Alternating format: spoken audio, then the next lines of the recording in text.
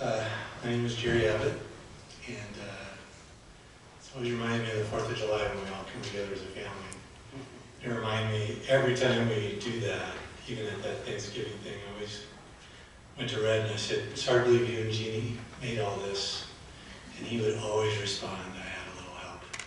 And I know he really appreciated his family.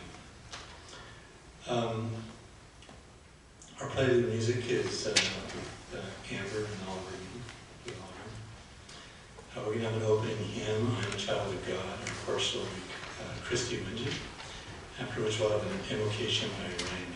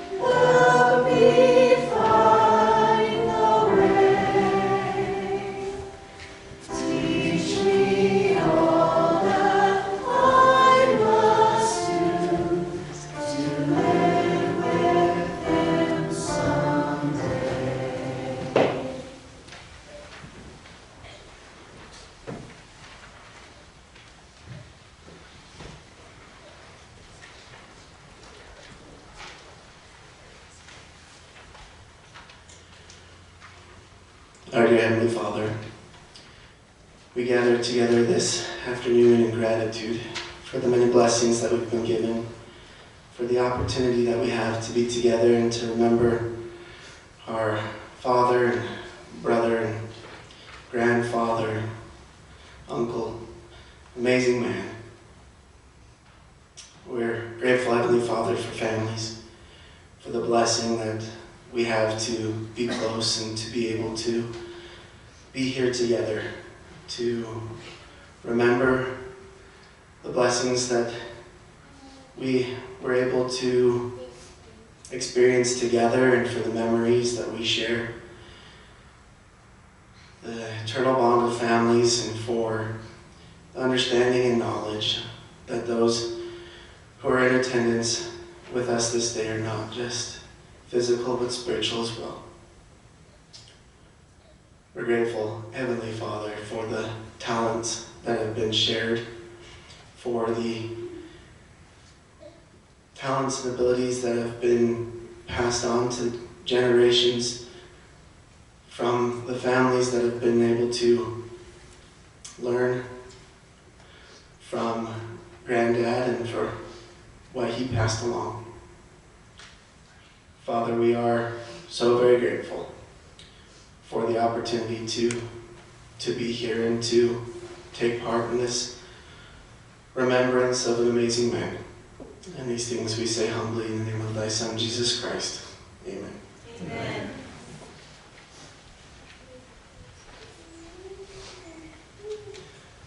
We will now have a life sketch by Carl Mead, his son-in-law. Following Carl, we'll have a musical number, Ola's Songs of the Heart by a family group.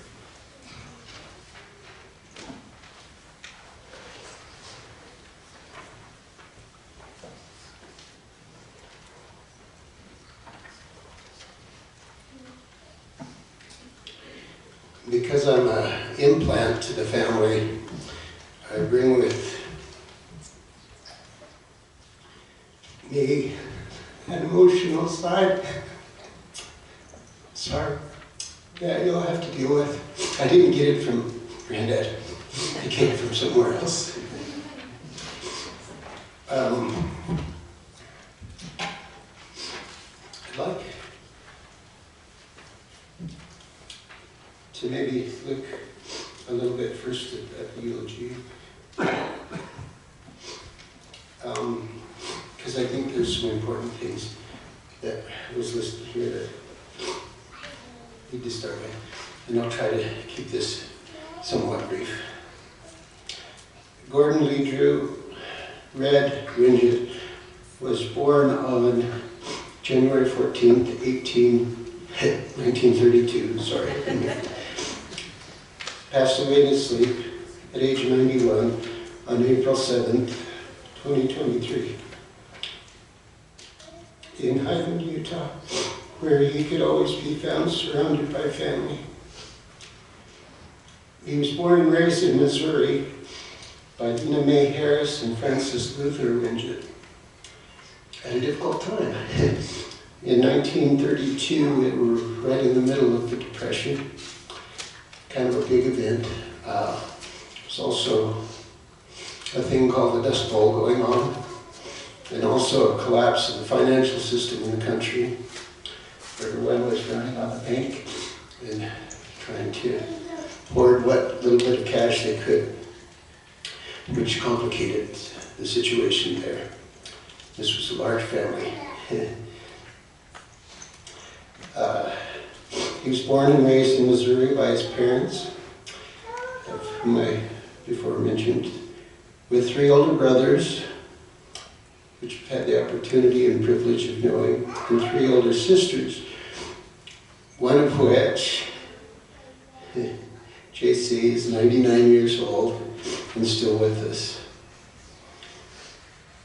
His true home was in Pueblo, Colorado, where he lived with his dear wife, Jeannie, of 46 years.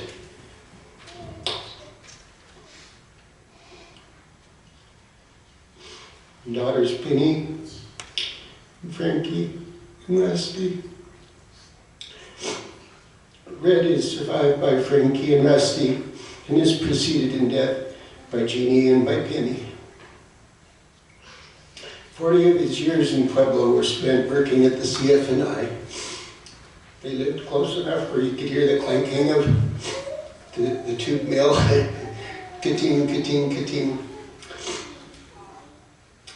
He spent much of his free time fishing, and he belonged with his beloved dogs. And in his younger days, he could be found racing and repairing stock cars. That is something genetic, and it seems to go with the red hair. We have children and grandchildren who are lovers of stock car, all things stock car, NASCAR, IndyCar. It's in the blood for sure.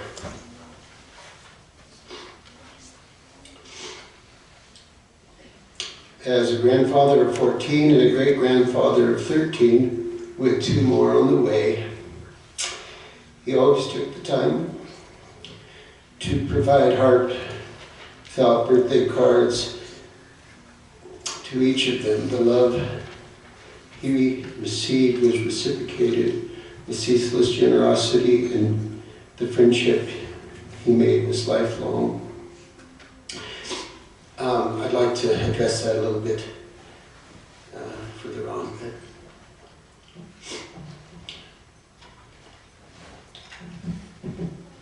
I'd like to maybe, just address a few thoughts that I've had. In my 35 years or 40 years now of knowing Granddad,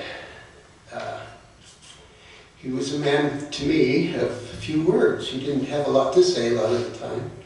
Always something going on, though, in his mind.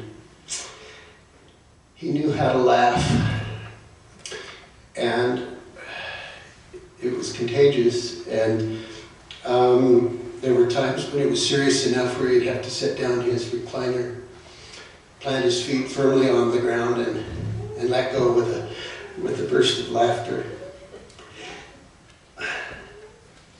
He knew how to serve others perfectly, I like to think. His timing was impeccable, and I want to address that a little bit.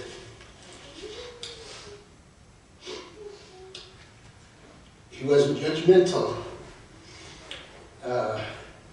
In Penny's, in my younger years, the decisions really that I made were not necessarily always the wisest. Never a word of criticism, though, from him. But he would take the situation that I presented, like, and those of you, well, maybe I should address that when I get to it. I decided, Penny was just happy to be married, to take a little greenhouse that was on the property where I grew up and turn it into a little house while I attended college. This little house, most of the windows were broken out. It had a corrugated fiberglass roof on it, which leaked a little bit. There was no door, there was a dirt floor. It was not a house by any means. And he saw it in that condition, and not a word of discouragement. But just timely help when it was needed. A load of sheetrock in his old truck when we were ready to put a ceiling in it. And he had located a place that was demolishing refrigerators, and he had this load of insulation piled so high, I'm not sure how he even cleared the overpasses with. He said it was just all I could carry for $10, so which was more than enough to do our entire little house. But service always rendered in a way that didn't offend, but was given in a timely fashion. And so, Granddad was always on time. If he said he was going to be at your house at 6 o'clock in the morning, he was there at 6 o'clock in the morning. It's interesting to me how in a single generation that can be lost. I don't think Penny and I were on time to anything, but Granddad was always there. Memories, I like to think of them as snapshots of things that have happened that stick, and you can see the moment in your mind. I think of Thanksgiving in football. I think of the Denver Broncos and the excitement that was to be able to watch that with him. Walks with Tinker, actually Sugar to begin with, and then graduating to tinker.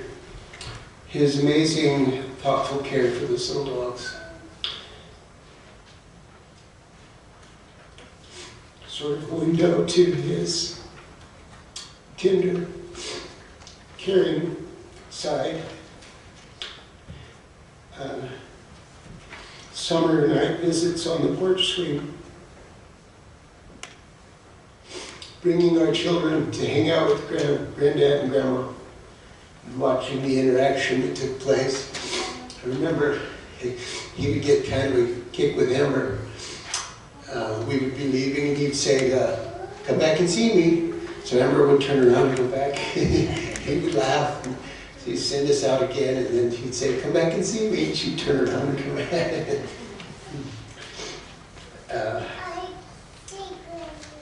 Fun things. I remember the excitement of Christmas at Granddad and Grandma's house, and watching the children open presents. Summertime and homemade ice cream with the whir of that old antique ice cream freezer covered with a tarp or a piece of canvas. A precious memory. Going out to dinner, the many breakfasts that we went to and attended, and most of my family aren't really big breakfast people, but we were when Granddad was around. And what a choice and precious memory that is to be with him in that setting.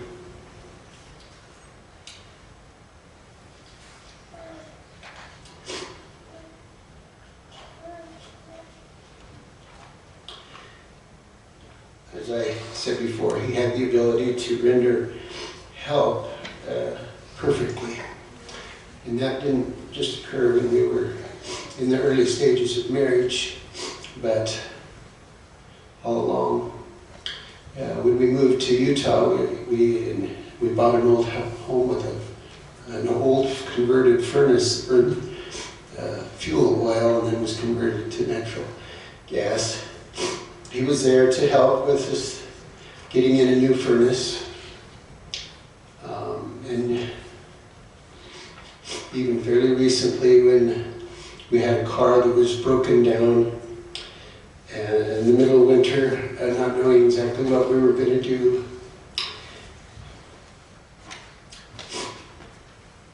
he had Wesley come and get his Buick and bring it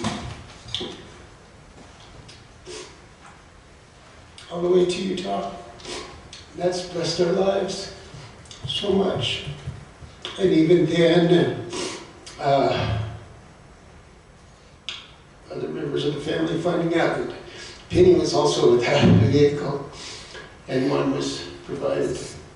So that perfect service is also found in the family, his descendants.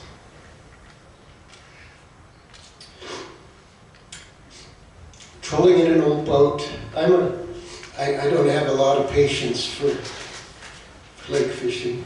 Granddad had a specific way of fishing, trolling in his favorite lakes with specific poles and specific lures, specific speeds. And he caught fish, for sure. And it's a wonderful memory for many of my children, I'm sure others who had that privilege. I remember not long after Penny and I were married, going into his garage, fairly small garage, very full of things. And he knew where everything was. There was a place for everything, and he knew where it was. And I was amazed. I can't organize anything. I have a lot of tools. I have no idea where they are. He knew where everything was. If there was something that he needed to work on, he could go and immediately find what he needed and would be able to do that. On the subject of birthday cards and Christmas cards. It's amazing to me, as the family has grown, what he was able to do. The tender care that he took in preparing those, and even the timely fashion that they arrived. It was usually right on the day. And just a testament to how important family is to him.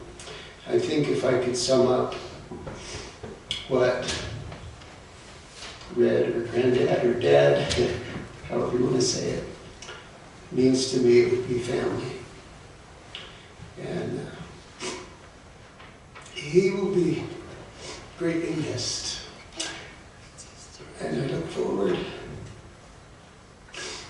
to a reunion with him in the not that distant future. And I leave those thoughts with you.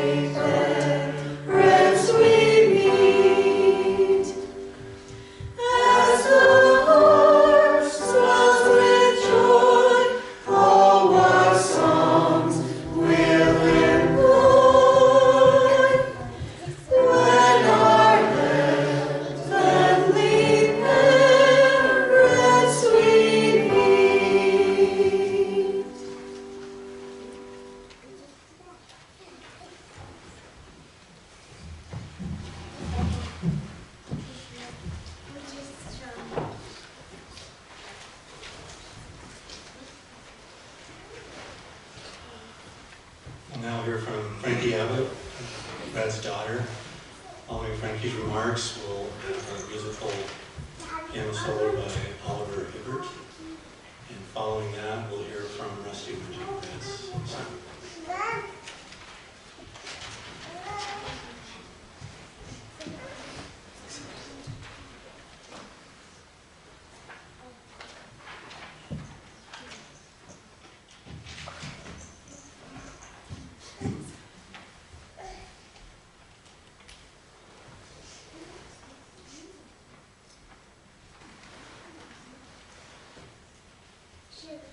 That song was so beautiful, and I'm just going to clarify the family group was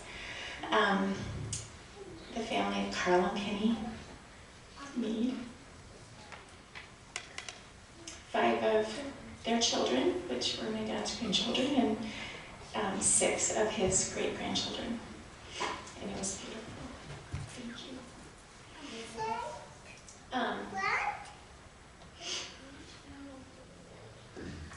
I feel like everyone that I've talked with since Dad passed away,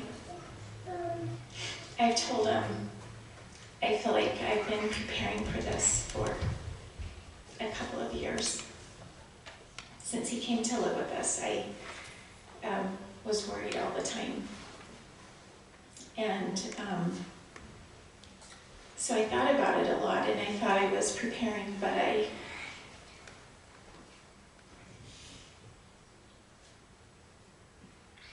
found out that you can't prepare to miss someone.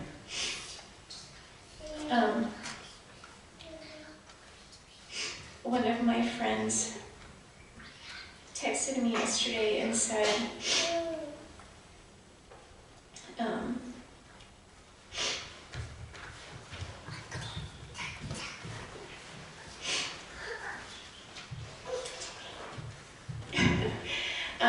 one of my friends texted me yesterday and said, I hope tomorrow is a wonderful day and that your family can find the peace that they need in their hearts. And the first thought that came to my mind was, tomorrow is just going to be love. Thinking of the memories that we've had and sharing the memories. It's just love. And I know that there are tears shed, but number one, they're for missing him. But number two, it's also from their happy tears from the memories that we have. We had the day that Dad passed away was the day that he was admitted to hospice. And the nurse that came was just like an angel. Like when she walked in the room, she just kind of glowed and was super sweet. And she instantly bent down to talk to my dad and grabbed his arm, and we could tell by the look on his face that he was instantly in love with her. She was sweet and beautiful and kind and gentle. And she just instantly took care of trying to get him comfortable. And after he passed, this is something that the first thing she said was, I will never forget those crystal blue eyes, almost transparent. And he definitely had unforgettable eyes. And she says, it's always harder, and we all know this, we're all experiencing this right now. It's always harder for us left behind because we can't comprehend what they are experiencing and we miss them. We miss seeing them in the physical, talking and interacting. He can see us and be close in the spiritual, so there is no him missing family in the same aspect as we feel, missing him in the physical. And she said, regardless of what you believe, working in this field, I have seen too much. this is not the end. There is much more. What that more looks like, I don't know, but after watching Red today, he has many, many guardian angels looking after him. He is in good hands. And I know that. I know that he is. I know that he has been released from all of the struggles that he had, and him missing my mom and missing Tinker. And so I am grateful that he is in the situation that he is right now. I'm just going to mention a few of his favorites. His favorite color was blue, and I think one reason it was because he's colorblind and blue was a color that he could see. But he loved blue. He loved everything blue. His favorite food at this point in his life, when we'd ask him what his favorite food was, it was chicken sopa, and it was a dish that my mom made. I did find out that he didn't like it much when I made it low sodium. So that was an important part of it. His favorite season is definitely summer. He loved heat. He hated the cold. And which is interesting because one of his hobbies was ice fishing. And I used to say, Dad, how can you ice fish? You just hate being cold so bad. But he loved fishing so much that he would sacrifice him and go ice fishing. He also had a hobby of tinkering and inventing. Rusty and my dad went back and saw the house after he sold it, and the man who lived there said something like this. I can't remember exactly, but he said that he really wanted to meet the man who lived there because he must have been some great engineer or something because of all the things that he had built around. And he continued to do that at our home. Jerry loved going over there and seeing the little things that he invented to make things easier for himself. One thing that I am so impressed with my dad is that he woke me every morning for seminary. And on cold days, he would go out and start my car so that when I would finally make it out, my car would be warm and ready to go. But every morning, he was the one who woke me for early morning seminary. And so I think he woke me about 5:30 every morning. That shows a lot of character in him, knowing something that was important to me, and him helping me do that. He was an excellent gift giver. You guys all know him as sending cards, but because there were too many of us to buy gifts for, but when the family was smaller, he just spent time and bought the best gifts. And some of them I still have from being a little girl. He just always knew what we wanted. He called me Little Red, and he was the only person on earth who could call me Red without getting a cranky look, because I didn't like that, but when he called me Little Red, I felt loved. There was a restaurant that we went to quite a bit that was a cafeteria, first cafeteria, and dessert was on the end. And so I would always not want to pick the food because there were so many desserts that how could I eat all that food and then still have room for dessert? And when my dad would see me just barely picking any food, he would say, "Don't worry, you can eat dessert first, but don't tell your mom." And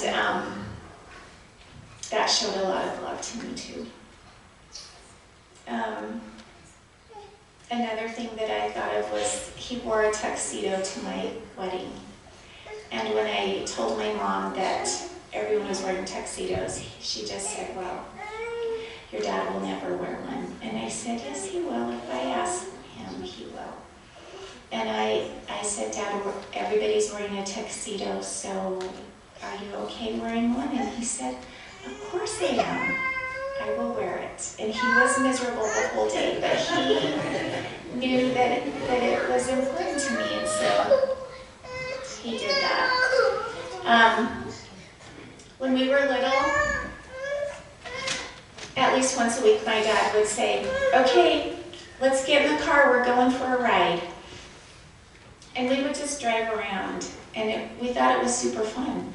But we also knew in our hearts that meant we were going to end up at Dairy Queen.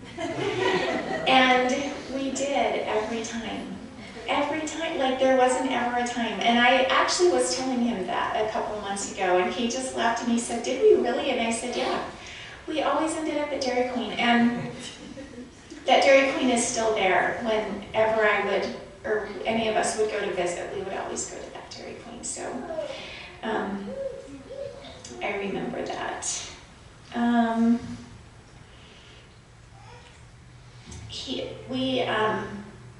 When Mom was alive, she and Dad would go visit my Aunt Wilma every week, and sometimes they would take fish to her, to Aunt Wilma, because she loved fish, and my dad always fished. And after my mom passed away, my dad continued to visit her, which really touched my heart because she could be a little prickly at times and difficult, and even though she was one of my favorite aunts, she wasn't a favorite of some. And I'm not saying that to disparage her, but my dad knew how important it was to the family that she should be visited, but he also had a tender heart and knew that he didn't want her to not be visited. And that has always made a big impression on me. There was a lawsuit that went on about one of the medications that my dad took. And someone contacted him about it, and he had suffered from some of the side effects from the medication, but had never intended to do anything about it. But they asked him if he wanted to be a part of the lawsuit, and he said sure. He just figured nothing would come of it. And he told me about it, and every once in a while he would call and say, I got a letter, and I'm going to get this money, and it's super exciting, and then nothing would happen. But he eventually got it, and it was quite a large sum. I don't really know.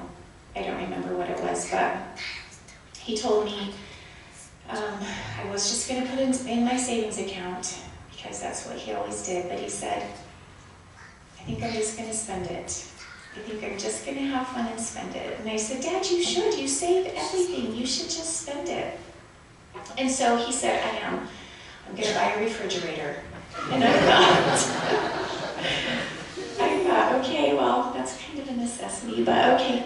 He said, yeah, that's a great idea. And so he did that, and he waited a while, and he's like, I think I'm going to put new carpet in the house. And I said, okay, that's great. He's like, I have this money. I'm going to spend it on that. And so he did, and he would spend it on a few fun things, and he did something for his boat for it. And then one day he called and told me that he was feeling really guilty about spending all this money. And he said, so I decided that I would, he said I made a large donation to the Salvation Army and to my favorite pet shelter. And I just was so impressed with that as well. Like, that wasn't, he didn't need to feel guilty of, he bought a refrigerator. But that was just the kind of a heart that he had. I also heard 3 or 4 stories, and then he quit telling me these stories because I told him it was super dangerous. But he told me about people knocking on his door in the middle of the night who needed help. And he would answer the door and offer them whatever help he needed. Usually it was financial help.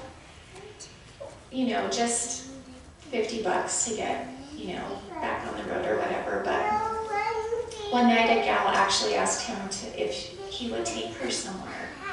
And he got in the car with her and took her wherever she needed to go. And it was like 3 or 4 in the morning. And I just said, Dad, that's so dangerous. You've got to stop doing that. So instead he just stopped telling me what he was doing. But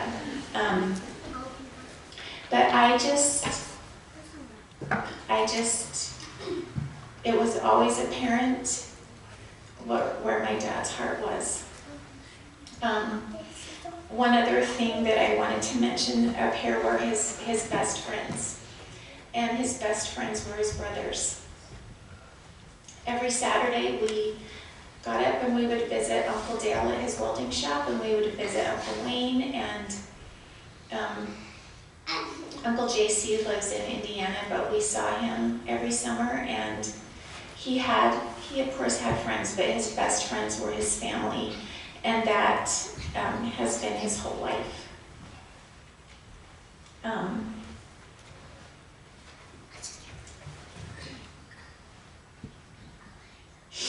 My dad was super funny. Like Carl said, he loved to laugh, and he had a great laugh, and he loved our children so much. And I love the relationship that they had with him. He has always been and will always be one of my favorite people. And I say these things in the name of Jesus Christ. Amen.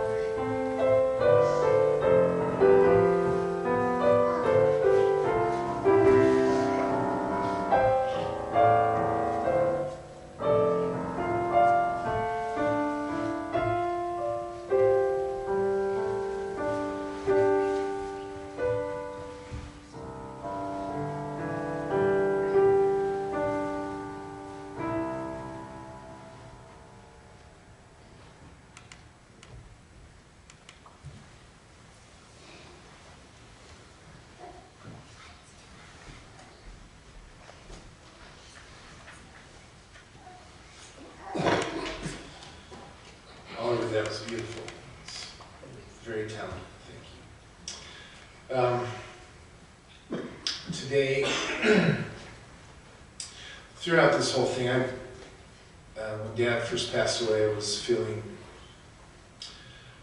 sad, of course, and I was emotional. And then after time has passed, I've accepted it, and I've been okay. And then today, just thinking about some of the memories of Dad, and just writing down just little notes, it's kind of made me more emotional. So I'm sorry if I don't hold it together. Just a couple of days before Dad passed, Frankie talked to him, and it was just, we were talking about, you may not be around forever, and we were just talking about his end of life and everything. And one of the things he says, I've been on the earth for 91 years, and I have no regrets. And he said, I've got a great family, and I've lived a good life, and I have no regrets. And I appreciate that.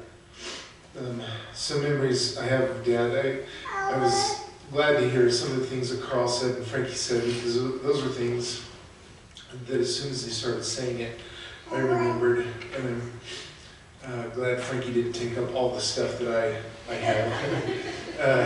In fact, I don't think she mentioned any of the things that I wrote down.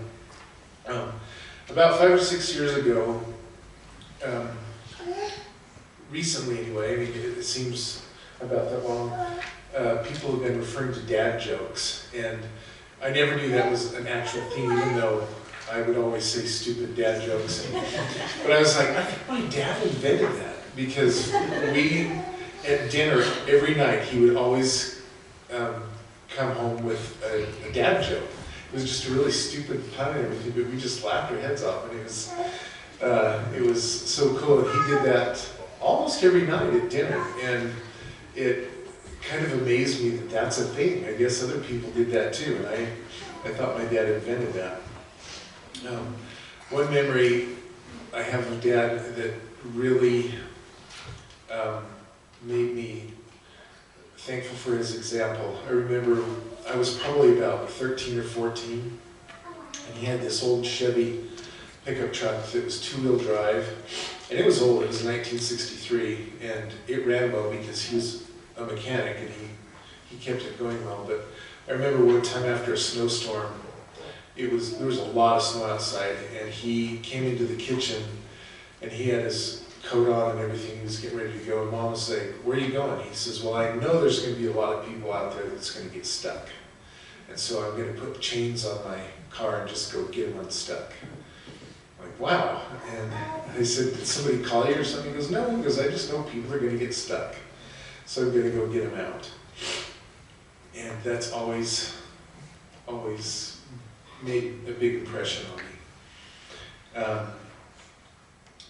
The last few years, I've had the opportunity to take him back to Pueblo, and we drive there and we visit his friends. And hopefully some of his friends are watching. If they are, hi. It was great to meet you all. And it always amazed me. I mean, we went to the hospital, is where he had his prescriptions.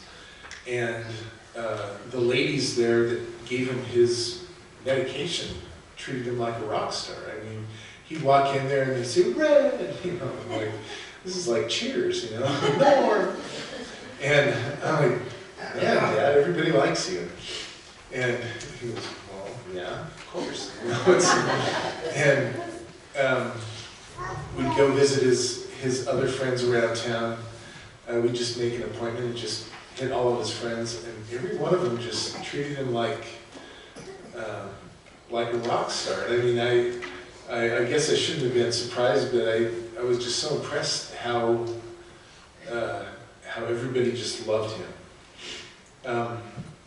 One of my best memories is going to Needles Reservoir. We went there several times, and he would let us kids drive before we had our licenses, and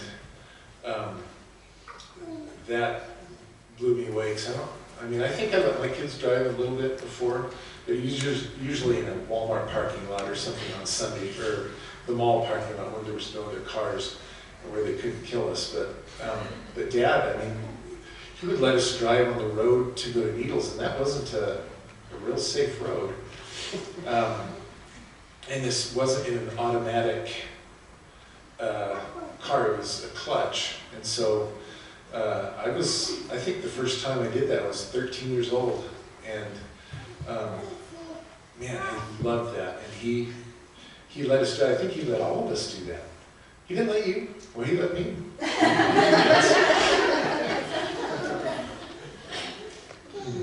I'm sad that he didn't get a chance to do that. But fishing at Needles, by the way, I don't know if you knew, but that's Dad was cremated. That's his remains there.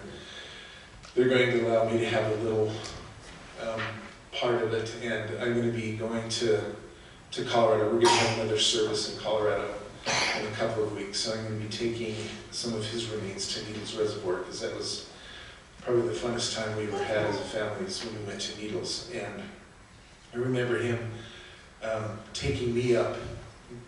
There was this reservoir, but then up behind the reservoir there was this big mountain, and there was a stream that fed reservoir. He would take me up there, and we'd go fishing, and we'd catch little brook trout about 6 or 7 inches long. We were just little, but it was so fun. And he would, a couple of times, we would make a fire up there, and we'd cook them right there. And and I wasn't a big fish lover, but when we did it there, right at the stream and everything fresh, it was awesome, and I loved that. Another thing that me and Dad had a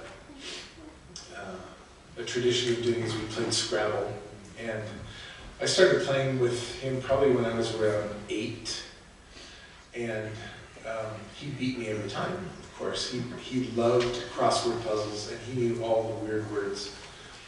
And I'd always say, I don't believe that's a word. And so if you challenged and it was a word, then you lost your turn.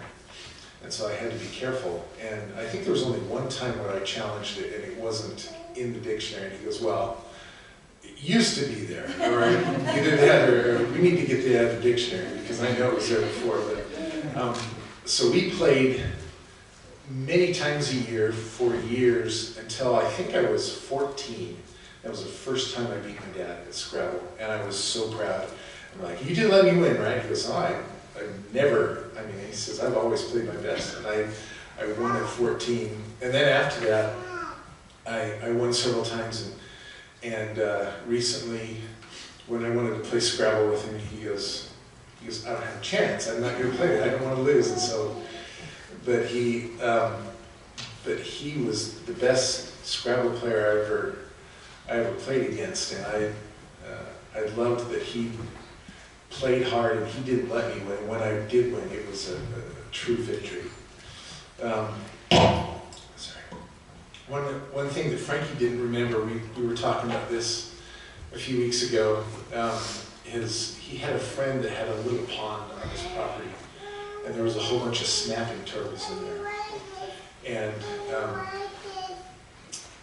I don't know how they worked it out, but the guy convinced my dad that he had to take some of those snapping turtles. And so Dad built this cage. It was probably about 6 or 8 feet long, out of wood and chicken wire.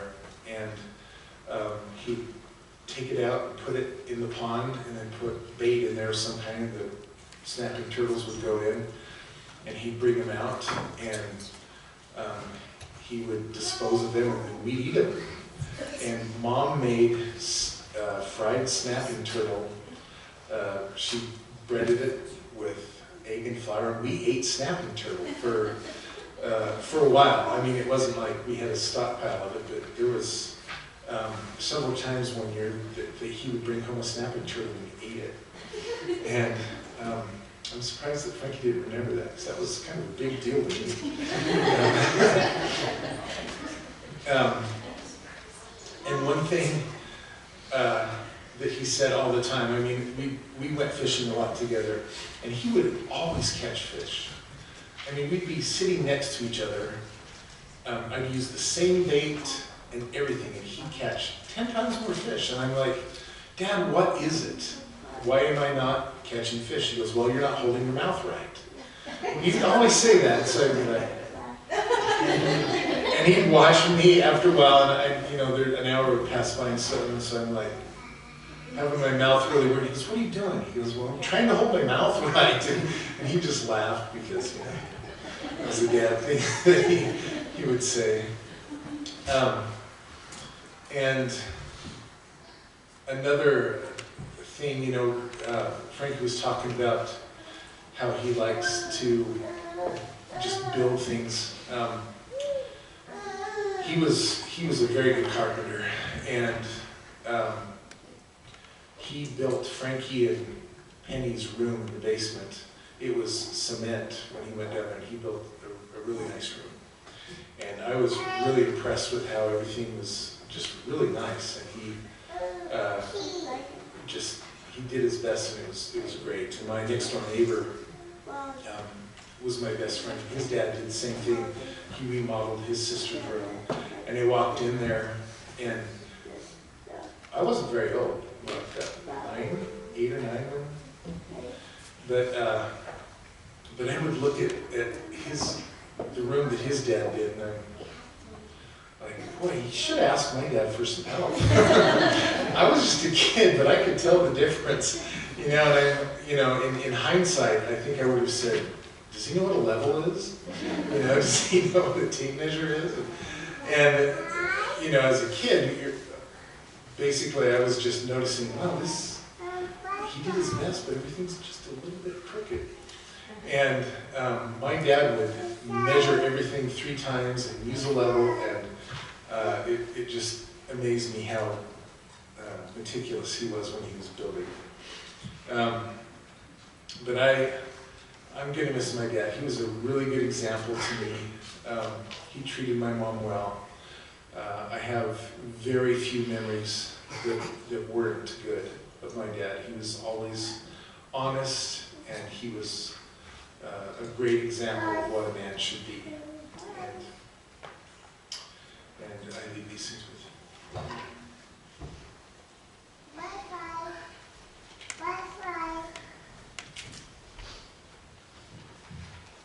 Our last thing on the agenda is sharing memories. Red lived in our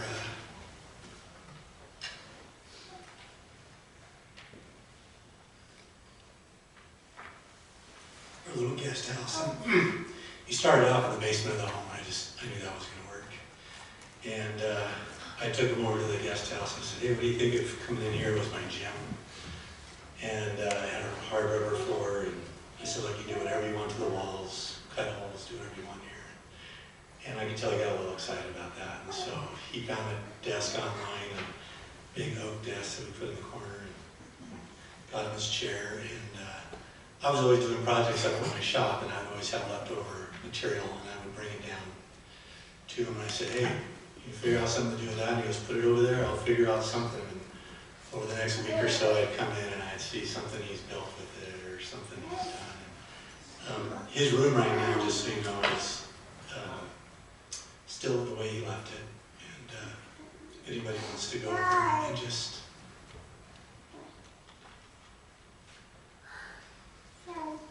sit in his chair, you can really see what he was doing.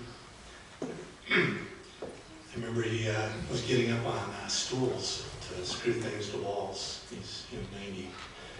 And so I got him a step ladder, and I think Frankie got him a couple times on it. And I just told Frankie, I said, hey, stool or step ladder, pick.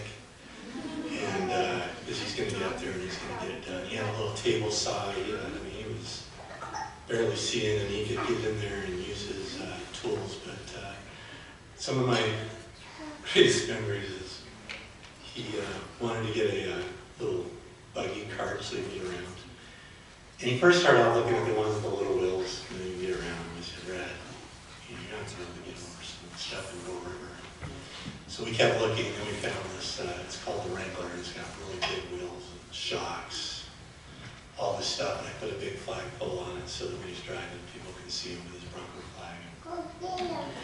And one time I was over at Sally Poet's, so we live in basically a hollow. And we're on one side of the hollow, and Sally's on the other side of the hollow. And between us and Sally is this river, a lot of rocks, and the only way to get across the river is a old railroad car bridge. And then you get up to Sally, it's like this steep thing. I used to take the young men there and we go sledding down there because it was just so steep. Anyway, I left Sally's house, and as I was driving to come out around on SR92, I passed Red on his little buggy. And at first I didn't even realize I passed him. I was like, is that Red? This can't be Red. And I turned around, and sure enough it was Red. And I pulled over and said, what are you doing? How'd you get over here? And he goes, I don't know. He goes, I just kept going. I go, there was a steep hill, there was this, and I know exactly where he was. And I told him, I said, Red, I'm going to take you back to the house. I'll come get your buggy, and I'll drive down to SR92 because we're not going back. He goes, oh, yeah, we can't come back. And I mean, I to this day, I don't know how he got. I mean, that scooter is pretty impressive, but not that impressive. But you know, the fact that he's a stock car racer, I'm sure he just went for it. Like, he didn't care. But it just was so shocking to me to drive by and see that he had made it across all that and had gotten there. So I put a little tracker in his buggy, so because I figure eventually he's going to get somewhere we can't find him. So then I had this golf cart, and I said, Red and I used to go on little rides together at the canyon. And I said, hey, let's go on the golf cart, you know. And the golf cart's parked in the garage like this. He buckles into the one side of it, and I back out and slam right into the side of my truck. I forgot I brought my truck up and parked it. It's usually parked down the bottom. But there's a big rack on the back of this thing, and I crushed the door. And I look over at Red like instantly. And he's just staring straight down. I said, are you okay? And he looks up at me and he goes, I'm just glad that wasn't me. We went off, you know, on our little ride. I just love having Red down there. He has a full set of tools and everything. And I would just always go in his room and say, hey, can I borrow the tool? And he'd tell me what the tool was. Even though I have like 5 of everything because I lose it.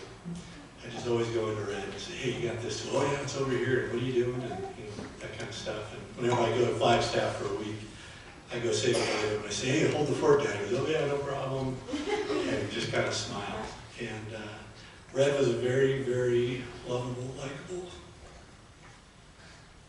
man, no matter where he was. And his friends were young. Like, I think the guy he gave his boat to was in his 20s. You know, we hear about these friends. We knew he had a lot of friends from the plant, and a lot of them were really young guys that really just loved him. And Red was, and like they said, every time we go to the hospital, I mean, we've been there multiple times, and they all just fall in love with Red. His oxygen on his finger is always 100 to 99. And mine's like 96 to 98 when I go into the hospital. And they're just shocked. They're like, I can't believe this guy's this old and he has oxygen. So he's kind of a legend in that aspect. But I remember when I first met Red, so I've worked for a lot of unions, or had a lot of unions that I worked with, I should say. And I have never met a #1 seniority person. They're kind of legend, because to get #1 seniority, you pretty much have to be a founder of the plant. And Red was a #1 seniority. And I love telling people that Red's lived in the same house, worked the same job, did the ultimate retirement of fishing, enjoyed it. He lived a perfect life. And I'm very proud of him. And I'll miss him. Just going over and saying hi. Just seeing what little gadget he's made. At this time, we're going to open up to anybody that would like to come up and just share with them. These have been great. I love listening to Frankie, Rusty, and Carl. Some of the memories back when Red was young. And these pictures, if you get a chance, just come up and look at those. It's a great sampling of Red's life and how he lived. And I'm excited that he's and Jeannie again. And then we're gonna try to end probably about 12:35, 12:40, right in there. And then one of Red's favorite restaurants is Jim's Restaurant. What street is that? It's on State Street. Anyway, we've reserved the big room that they have back there, so we can all go and have breakfast. Red really loved eating there. Frankie let him get whatever he wanted. And so with that, we'll kind of open up the mic, and then when we're kind of done sharing memories, I'll come back after we close with the hymn and benediction.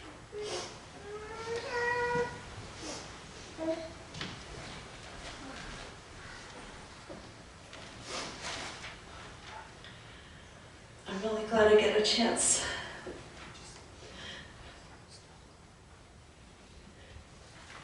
to tell everybody what a great father-in-law I always had. Wanted to tell you a particular thing that's always been really special between me and him. My own father died over 26 years ago, and the first time I got to see Red and Jeannie after he died, I gave Red a big hug and I said, well, I'm all out of dads. You're the only dad I have left. And I said it like this, well, Dad-in-law, I'm all out of dads. You're the only dad I have left. And he hugged me and he just said quietly, just call me Dad. Just call me Dad. And ever since then, for the rest of his life, every birthday card, every Christmas card, he always signed it, Love, Dad. And I always called him Dad. And every once in a while, just for fun, when he was coming or going, I'd say, well, see you later, Dad-in-law. And I'd hug him and he'd say quietly, just call me Dad. And I did that just because I loved to hear him say that. And he was a very dedicated person, very faithful person, and just also a very quiet person. And he and I never talked on and on about that, but I just mentioned that to him, I'm all out of dads. And he took that job very seriously, to be my substitute dad for the rest of his life. And I find myself out of dads again. But it's okay, because I absolutely know that this life is not the end. And I'm so happy. I will miss Red as I miss my own father. But I'm happy because I know that we will be together again. And that will be a happy time. And I want to tell you, I want to share with you that I absolutely can testify of this, and I know that this is true. And I leave that testimony in the name of Jesus Christ. Amen.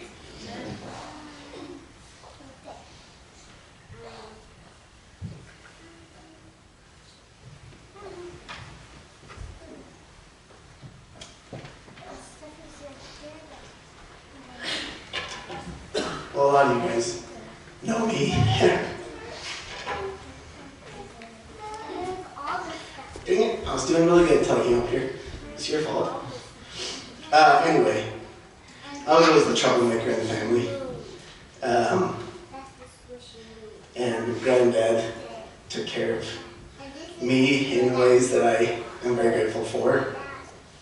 I have memories of us. Every time we'd go to Colorado, I'd get to go fishing. And I really looked forward to that.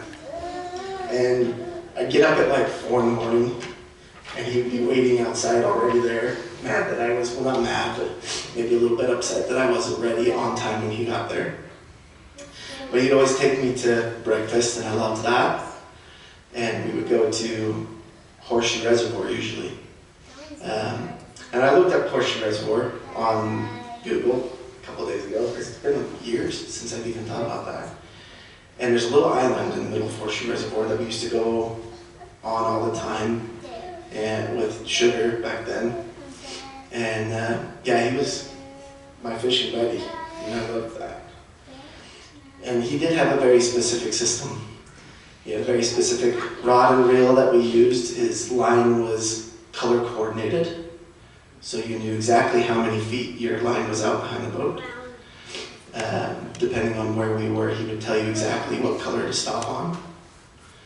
And we always caught fish, and it was wonderful. I remember one time we were launching the boat, and the water was a little bit higher than it should have been. I was probably 9 or 10 years old, I wasn't that old. And he looked at me and said, "Well, you're driving the truck." I was like, "Well, what do you mean?" He goes, "Well, I gotta launch the boat, so you're driving the truck." I was like, I've never driven a car before. He goes, "That doesn't matter, it's really easy, just back it up and don't run me over." And so he's back there unhooking the boat and everything, and getting ready to no, it wasn't launching, it was loading it back up. He could launch it like a champion. Didn't really need much help, but I got scared because the car started to roll back after he'd gotten it on the trailer. So I hit the gas because I thought that would stop it from rolling, and that made him go in the water. And he came back and he said, "You really haven't ever driven before, have you?" And I was like, "No, I haven't." He goes, "Well, that might be the last time we do that." So I never got to help load the boat again. But no, it was wonderful. I always used to look forward. A lot of people don't remember, having home phones with a cord and everything. But I swear Granddad and Grandma invented conference calls, because they used to call us on our birthday all the time. And we'd always run to the phone and grab the phone, and we'd stretch the cord out and talk to them. And Granddad was always on one phone and Grandma was always on another one, and they'd always talk to us together at the same time. And that was always a huge thing that we looked forward to. I'm very grateful for my granddad and all the lessons that he taught me. One of the last things that I'll share, he loved his family very much. We were visiting him in the hospital, and I was talking to him about my mom and the cars that she owned. She had this Ford Mustang too that she really loved. And Granddad goes, "Yeah, I know she really loved that car. I hated it." And I said, "Oh, really?" He goes, "Yeah, I was always having to fix it. And we should have gotten her a better car." I said, "Well, I know she really loved that car." He goes, "Well, that's good, because it was not fun for me." He was fixing it all the time. And I was grateful to be able to introduce my wife to him and her parents. And my mother-in-law just fell in love with him immediately. And they hit it off really, really well and talked for quite some time. And as we were leaving, he kind of pulled me aside and he looked at me square in the face, very serious. And he said, "Ryan, don't mess this up." And I was like, "Well, I won't." He goes, "Just don't mess it up." And I said, "Okay, sounds good." And I understand why, because I was always the one, lighting Colin's hair on fire with fireworks, or blowing up Aunt Frankie with an aerial that shouldn't have been used, or, encouraging Uncle Rusty to light off some sort of dry ice bomb or something that we probably shouldn't have put in the street. I was a little bit of the instigator, but he always loved me for me. And I really appreciate that. So thank you for giving me the time to share. Love you all.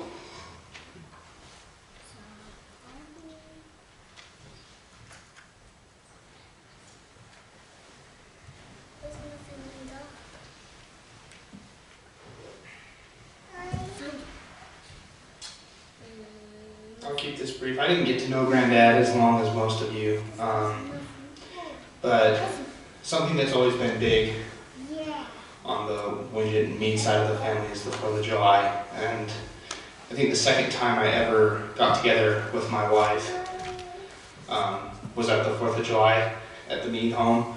We were playing Twister on the front lawn. I got a lot closer to a lot of you sooner than I would have liked to. But I think that's, just the big 4th of July bangs we used to throw at the meat home and stuff when they used to do the fireworks right up there behind Davis High School, and we always had a good time there. And I remember it would probably have been the 3rd time I ever spent the 4th of July with you guys. We were there, and they were probably shooting huge fireworks off from Davis High School, and I just remember walking into the meat home, and there was Granddad with his big earmuffs on, asleep in the recliner in the front room with Tinker asleep on his lap.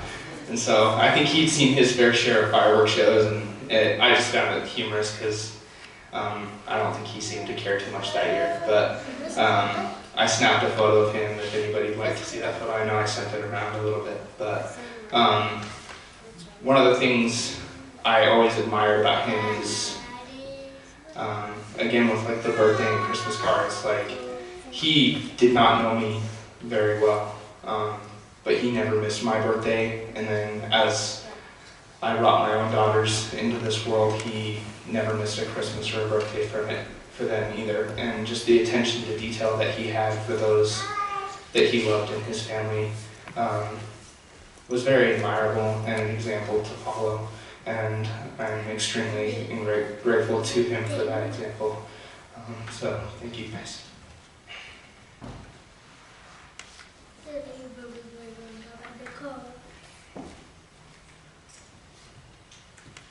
So I also didn't get to know Granddad as well as I would have liked. You're my daddy. But I remember the night I proposed to my wife, we called up Granddad, and Meg said, I'm engaged. Like, oh, that's good. So he's a Mormon boy, I bet. Well, yeah. Okay, good. He go to BYU too? Yeah. Okay, good. Oh, I'm excited to meet him. And he just was very, just funny in his way. And I remember there was a few times that my wife and Frankie got to take our little daughter Emma to Colorado with his Granddad. And I just remember getting to see all the pictures of Granddad playing with Emma, and how much he cared about her. And that's something that continued all the way to now. You'd love it when Emma would go over to the guest house, visit and talk to him. She'd be his little football buddy, would watch football games with him. So this previous year, my dad passed from a brain tumor, and at the end, his health was fading, and he was kind of losing mobility. And Granddad just, Jerry talked about his scooter. Granddad just said, why don't we give Chris the scooter for now, and he'll need it more than we do. And that was the last time that he was able to,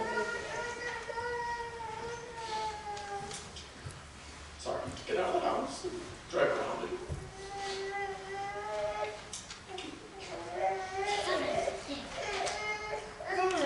That was an impressive scooter. Outgave my mom a heart attack. He just got and took off and took him and drove around the block. It was really important, especially when I'm really glad that I didn't even have to think about Granddad. Just decided, even though he needed it, we needed it more.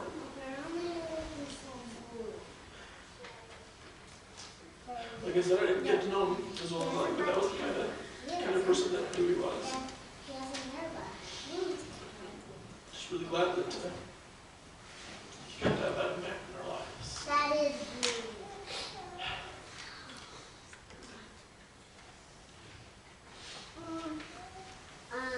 Yes, he is. Yes. Oh. Blue has a blue tummy. Always cheering me on. It's good. So Granddad, a couple quick memories because I know we have some other people that I'm sure would like to share. But so Jason and I, a lot of you know, we moved to the Philippines like crazy people right after Jason graduated from college and went over there and lived there for a little while. And when we got the news that we'd be coming back to the States, we found out we'd be moving to Colorado. And I was thrilled because to me, Colorado was still home. Utah was home, but Colorado was home. And one of the things I was most excited about was being able to spend more time with Granddad and my family in Colorado. And it didn't take long before we were there that we were able to see him often. And we were in Colorado for 5 years, and that was really a special time to spend with him and with the kids. We got to see him, and we got a lot closer.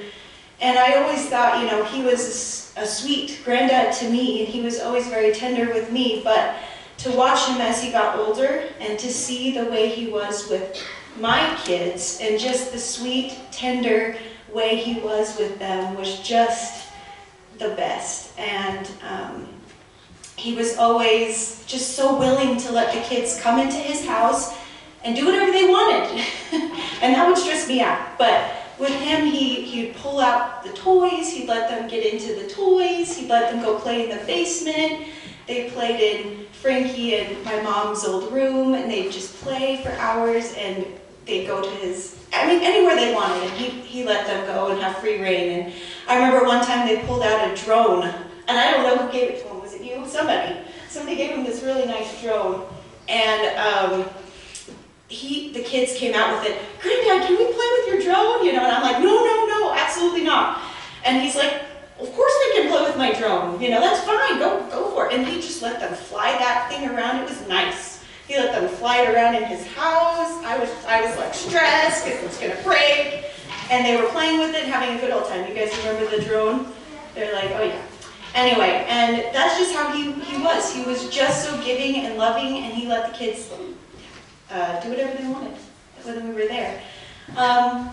Another memory in the past that is really special to me is when I was about 11 years old, Mom and Dad said okay to Grandma and Granddad letting me come and stay with them for a week.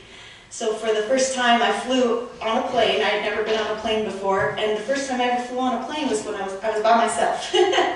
A little younger than Oliver, not much younger, but flew on a plane, went to Colorado, stayed with Grandma and Granddad for a whole week. I had them to myself.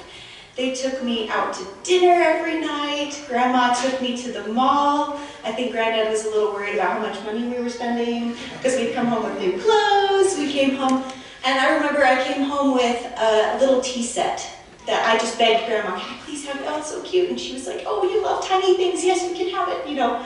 Take good care of it. And I took it home and I showed Granddad, and he was like, well, that's really nice. You just have to make a promise that you're going to keep that nice forever.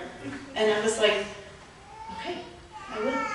And now it's passed down to Abby, and it's very special to me. It's just this beautiful little tea set that I hope that she keeps. I said the same thing to her. You got to keep this nice, because I promised Granddad and Grandma that I'd take good care of it. So, just a wonderful man, and so many great memories. And one last one, really quickly, and I don't want to get too emotional, but the very last time I spent with my mom, the last time I ever saw her was Thanksgiving of 2017. And when we were living in Colorado, we spent almost every Thanksgiving with Granddad. And that Thanksgiving, Mom just knew she needed to come to Colorado. And so grateful she did. But Granddad was there, and Mom, and we spent that last Thanksgiving together. And every Thanksgiving I have this tradition where I like to have everyone write down things that they're thankful for on paper, and we pull out the papers and we read them. And Granddad did one paper, and the paper that he did, when he opened it and read it, all it said on it was Jeannie. And he got emotional. He doesn't get emotional very often, but we were going around, we were talking. He read his, and he said, my wife Jeannie. And he said, everything that I have is because of her. And that's all he said.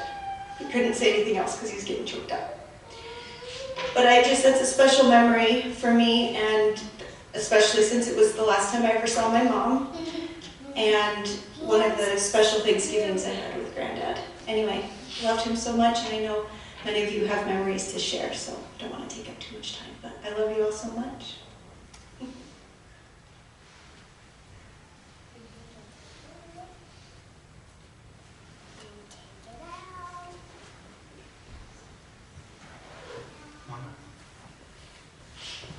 After we hear from Colin, and we also want to tell you that those of you that have memories that you want to share, if you go to the website, same place where the obituary was for this, there's a place to add those memories, and we'd like to take those memories and put them together and get them out to you. These have been really great. After we hear from Colin, we'll have a closing hymn, Families Can Be Together Forever, after which we'll have a benediction by Jason.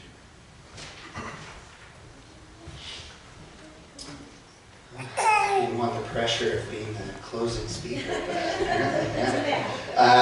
I just wanted to share two quick memories I had when my dad was talking about dad jokes. I remember when I was really little, we went and visited Grandma and Granddad, and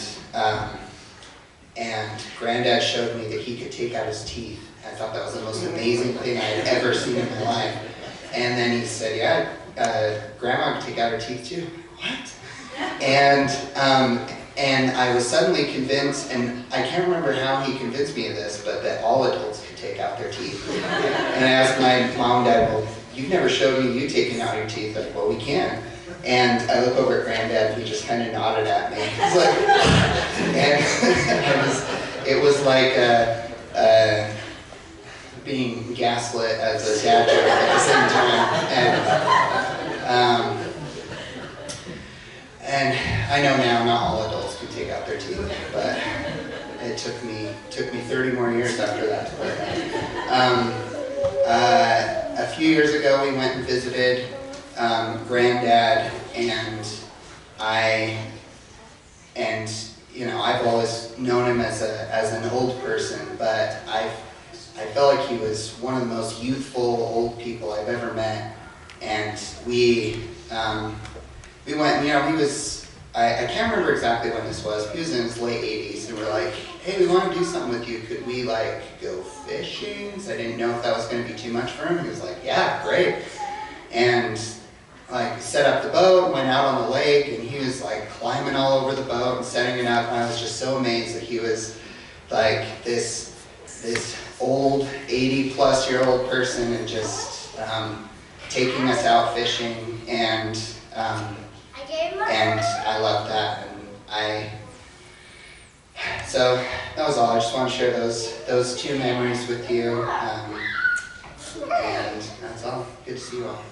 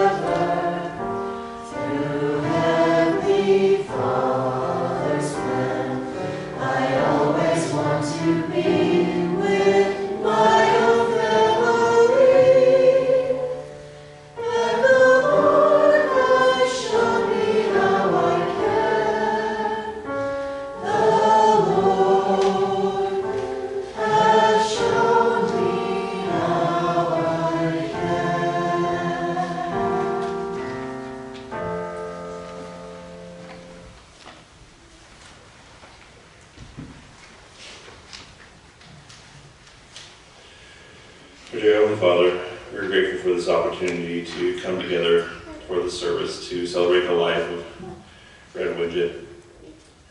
We're grateful for Red as our patriarch of our family and for being an example of us of how to live a good, wholesome life, to look out for others and to take care of those that are closest to us, and to share love. We ask God to bless us as we leave this service, that we will be able to have clear memories of Granddad, and that we will be able to have a sharp recollection of all the experiences that we've had with him, and that we will cherish these memories. Bless us that as we travel home, we will do so in safety. And we say these things in the name of thy Son, Jesus Christ. Amen. Amen.